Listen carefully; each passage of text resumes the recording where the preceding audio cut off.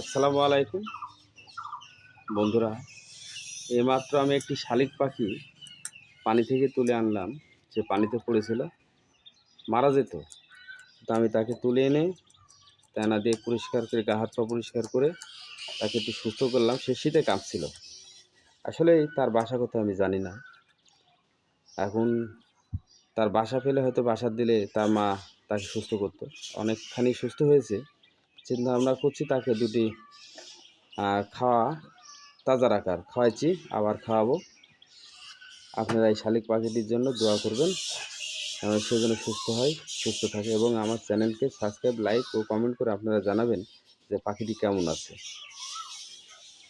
পাখির জন্য দোয়া করবেন। আসসালামু আলাইকুম। দেখেন কত সুন্দর একটা পাখি, আর এই পাখিটা পানিতে পড়ে গেছে। ধন্যবাদ আপনাদেরকে।